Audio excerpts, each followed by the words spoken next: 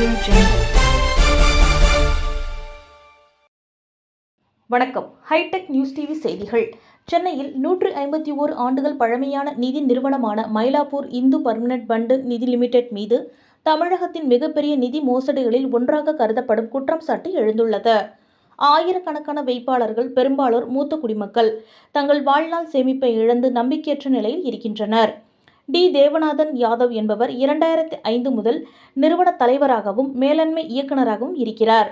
சுமார் 700 கோடி ரூபாயை 6000த்திற்கும் மேற்பட்ட வைப்பாளர்களிடம் இருந்து மோசடியாக பெற்றதாக குற்றம் சாட்டப்பட்டுள்ளது. தங்களின் வாழ்க்கை சேமிப்பை மருத்துவ செலவுகள் மற்றும் குடும்ப தேவைகளுக்காக வட்டி வருமானமாக பயன்படுத்தியிருந்த வைப்பாளர்களின் நம்பிக்கை ஜூன் 2023க்கு பிறகு நிறுவனத்தின் திருப்பி செலுத்தல்களை நிறுத்துவதால் உடைந்தது.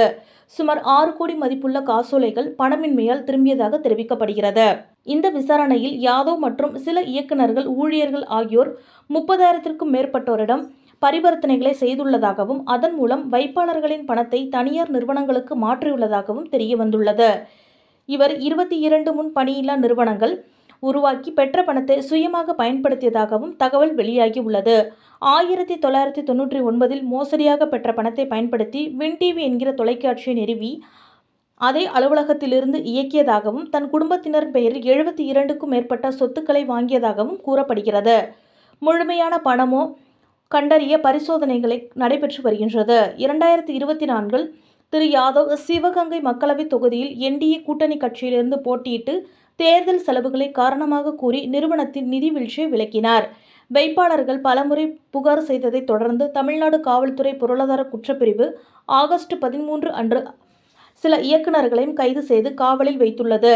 11க்கும் மேற்பட்ட வைப்பாளர்கள் நிதி அதிர்ச்சியால் ஏற்பட்ட மன அழுத்தத்தால் உயிரிழந்ததாகவும், 15 மாற்றுத்திறனாளிகள், அதில் கேள்வித்திறன் மற்றும் பார்வை குறைபாடு உடையவர்களும் மோசடிக்கு உள்ளாகியதாகவும் தெரிவிக்கப்படுகிறது. அவர் கைது செய்யப்பட்டிருந்தாலும் விசாரணை மற்றும் சொத்து மீட்பு நடவடிக்கைகள் சம்பந்தமாக நடக்கின்றன.